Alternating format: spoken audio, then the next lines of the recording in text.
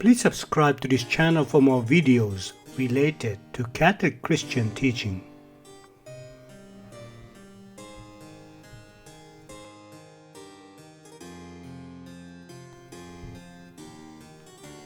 Traditionalism, which developed as a reaction against the rationalism of the Enlightenment, proceeds from the view that God, in a comprehensive primitive revelation, bestowed on man simultaneously with speech a sum of religious and moral basic truths which have been reproduced in mankind through tradition.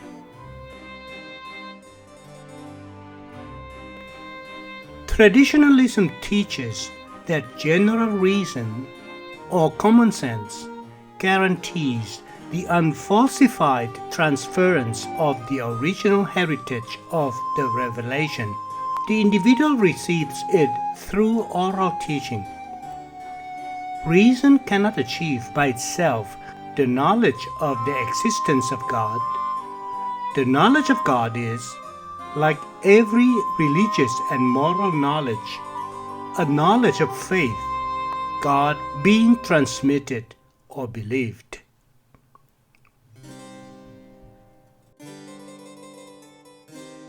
The chief exponents of traditionalism in its strict form are Bonald, Lamennais, and Bautain. It was represented in a moderate form by Bonetti and Ventura. This theory was condemned by Pope Gregory XVI, Pope Pius IX, and by the First Vatican Council. The semi-traditionalism of the School of Louvain admits indeed that natural reason from the contemplation of natural things can, with certainty, recognize the existence of God, but only on the supposition that it has already, through instruction, accepted the idea of God, originating by way of primitive revelation. Traditionalism is to be rejected on philosophical and theological grounds. Language does not generate concepts, it presupposes them. Acceptance of revelation presupposes rational acceptance of the revealing God and a certain conviction of the truth of His testimony.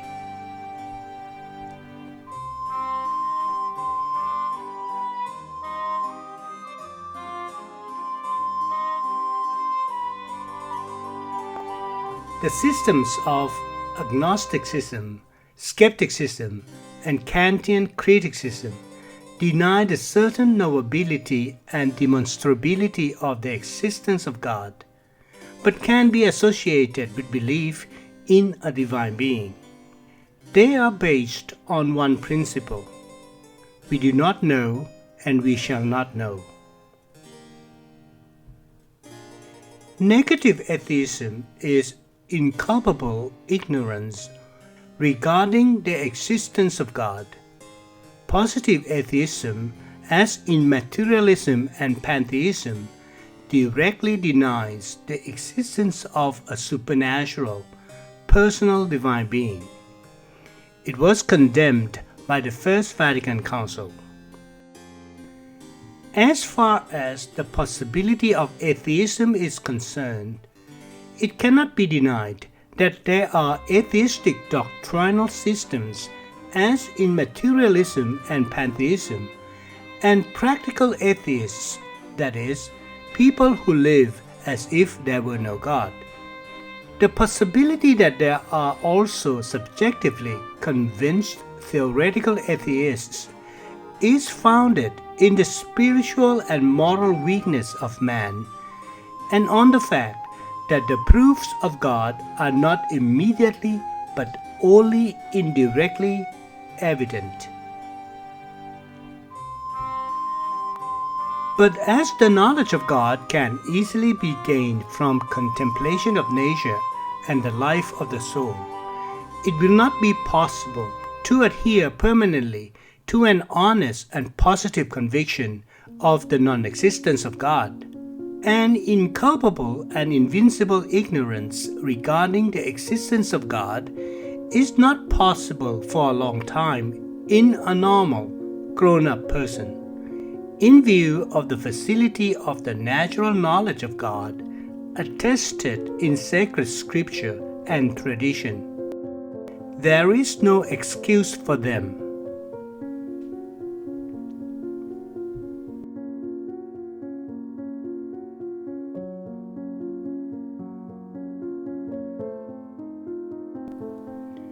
While Kant, in his pre-critical period, recognized the possibility of the proofs of God and even developed the ideological proof of God, the only possible ground of proof for a demonstration of the existence of God. In his critical period, he denied the validity of all proofs of God. According to Kant, the only object of theoretical reason is the world of phenomena. The validity of the principle of causality is limited to things perceptible to the senses. In order to refute the individual proofs of God's existence, Kant sought to show that they all go back to the ontological argument by deriving from the concept of the supreme reality its factual existence. Nevertheless, Kant believed in the existence of God and designated this belief the postulate of practical reason. Kant's philosophy exercised a decisive influence on the Protestant theology of the 19th century. Within his doctrine of cognition, he rejects the rational foundation of religion, and with it, the intellectual proofs of the existence of God, and taught that religious truths must be perceived not by reason, but through religious feeling, which affirms the existence of God and by which we live in God. It is on this subjective religious experience that faith is founded. The consequence is a sharp separation of the spheres of knowledge and of faith.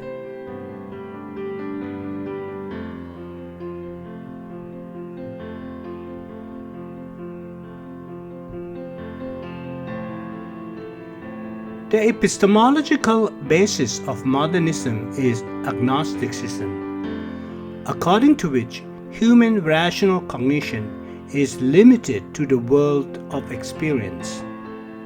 Religion, according to this theory, develops from the principle of vital immanence, that is, from the need for God which dwells in the human soul. The truths of religion are, according to the general progress of culture, in a constant substantial development.